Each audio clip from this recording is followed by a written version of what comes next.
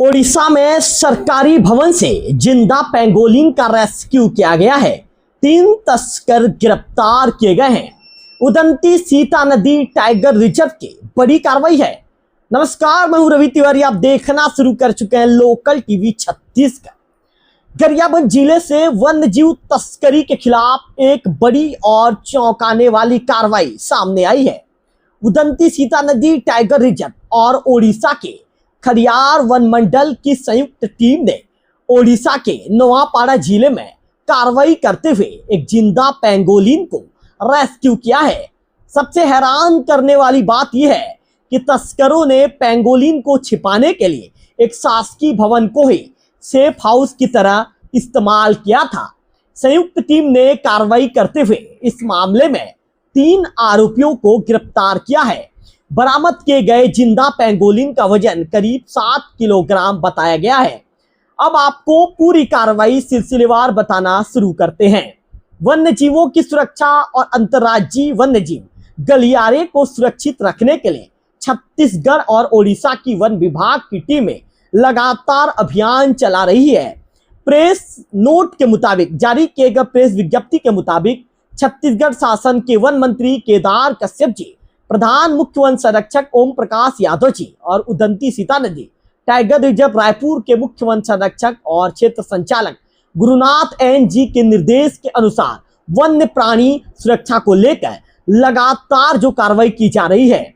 इसी क्रम में 19 अगस्त 2026 को वन विभाग की टीम को गोपनीय सूचना मिली थी। सूचना थी कि उड़ीसा क्षेत्र में कुछ शिकारी जिंदा पेंगोलिन को पकड़कर बेचने के लिए खरीदार की तलाश कर रहे हैं।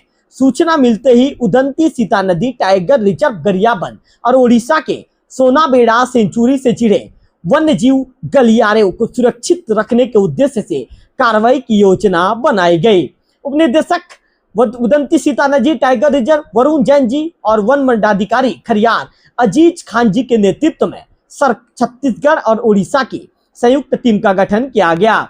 इसके बाद एंटी पोचिंग टीम गरियाबंद और खरियार वन मंडल की टीम ने संयुक्त रूप से कार्रवाई शुरू की। टीम को पता चला ओडिशा के नोआपाड़ा जिले के खरियार वन मंडल के अंतर्गत आने वाले ग्राम पालमा क्षेत्र में पेंगोलिन को छिपाकर रखा गया है। इसके बाद टीम ने इलाके में घेराबंदी शुरू कर दी।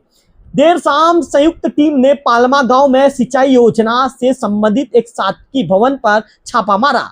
बताया गया है कि इस भवन में इनटेक वेल में लगी मोटर पंप का स्टार्टर भी रखा जाता है, लेकिन वन विभाग की टीम को सूचना के आधार पर संदेह था कि इसी भवन का इस्तेमाल पेंगोलिन को छिपाने के लिए किया जा रहा है।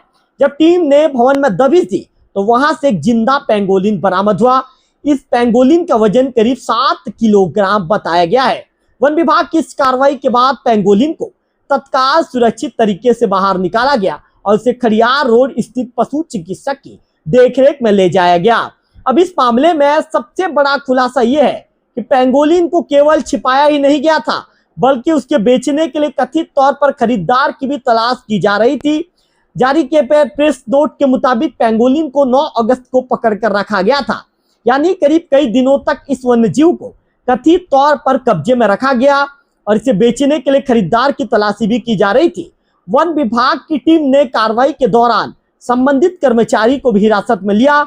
उसकी निशानदेही पर छत्तीसगढ़ के देवभोग ब्लॉक के ग्राम पीटापारा निवासी एक आरोपी को 20 अगस्त 2026 की रात उसके निवास से गिरफ्तार किया गया।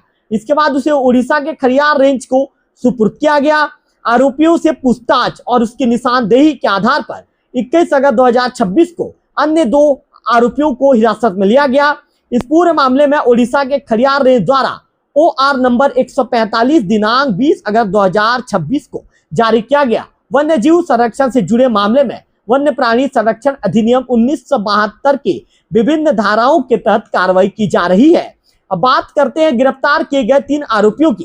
पहला आरोपी है रोशन ठाकुर, पिता राजेंद्र ठाकुर, उम्र 31 वर्ष, निवासी ग्राम पीटापारा, थाना देवभोग, जिला गरियाबंद, छत्तीसगढ़।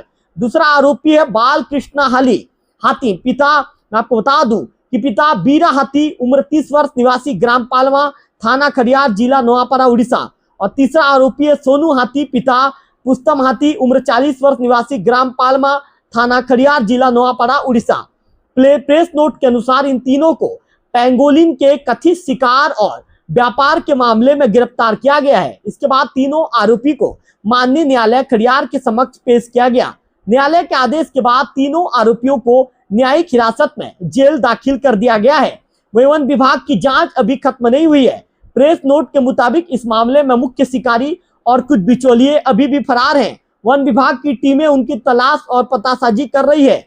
यानी इस पूरे मामले में आगे और भी नाम सामने आ सकते हैं। सबसे बड़ा सवाल यही है कि आखिर इस पेंगोलिन को किसने पकड़ा था, इसे कहां से लाया गया था, इसे किस खरीदार को बेचने की तैयारी थी और इस पूरे नेटवर्क में कितने लोग शामिल हैं। इन सभी सवालों के जवाब वन विभाग की आगे की जांच में आने की उम्मीद है। पेंगोलिन वन्यजीव तस्करी के मामलों में बेहद संवेदनशील वन्यजीव माना जाता है, इसलिए वन विभाग द्वारा अंतर्राज्यीय स्तर पर की गई ये कार्रवाई महत्वपूर्ण मानी जा रही है। Udanti Sitanadi tiger reserve और सोनाबेड़ा सेंचुरी को जोड़ने वाले वन्यजीव गलियारे की सुरक्षा के लिए दोनों टीमों के द्वारा संयुक्त कार्रवाई लगातार की जा रही है। वन विभाग का उद्देश्य केवल एक पेंगोलिन को बचाना नहीं, बल्कि इस पूरे वन्यजीव गलियारे को शिकारियों और तस्करों से सुरक्षित रखना है। इस कार्रवाई में सुशील कुमार सागर जी, परिक्षेत्र अधिकारी Indagaon buffer, Udanti Sitanadi tiger reserve की anti poaching team Gariyaband, Khariar वन मंडल के अंतर्गत सिनापाली, खडियार परिक्षेत्र के अधिकारी कर्मचारियों और सुरक्षा श्रमिकों का विशेष योगदान रहा। तो एक बार फिर पूरी खबर का सार समझ लीजिए। ओडिशा के नोआपाड़ा जिले के खडियार वन मंडल में संयुक्त टीम दबिश देती है। एक सातकी भवन से 7 किलोग्राम का जिंदा पेंगोलिन बरामद किया जाता है। पेंगोलिन को कथित तौर पर बेचने के लिए खरीदार की तलाश की जा रही थी। इस मामले में छत्तीसगढ़ और उड़ीसा से जुड़े 3 आरोपियों को गिरफ्तार किया गया है। तीनों को न्यायालय में पेश करने के बाद न्यायिक हिरासत में भेज दिया गया है और अब मुख्य शिकारी और कुछ बिचौलियों की तलाश जारी है। और इस पूरी कार्रवाई ने एक बार फिर ये दिखाया है कि वन्यजीव तस्करी का नेटवर्क सिर्फ एक राज्य तक सीमित नहीं रहता। ऐसे मामलों में अंतर्राज्यीय समन्वय कितना महत्वपूर्ण होता है। फिलहाल जिंदा पेंगोलिन को सुरक्षित रेस्क्यू कर पशु चिकित्सक की निगरानी में रखा गया है और मामले में आगे की जांच जारी है। इस खबर से जुड़ी हर नई जानकारी और छत्तीसगढ़ के गरियाबंद, देवभोग, मैनपुर और आसपास के क्षेत्रों की बड़ी खबरों के लिए जुड़े रहिए लोकल टीवी छत्तीसगढ़ के साथ। वीडियो पसंद आए तो लाइक कीजिए और लोकल टीवी छत्तीसगढ़ को सब्सक्राइब करेंगे तो इस तरह की ताजा तरीन अपडेट खबरें सबसे पहले आपके मोबाइल की स्क्रीन पर आपको प्राप्त होता रहेगा। फिलहाल इस वीडियो में इतना ही। अगले वीडियो में फिर होगी आपसे मुलाकात, तब तक बने रहिए लोकल टीवी छत्तीसगढ़।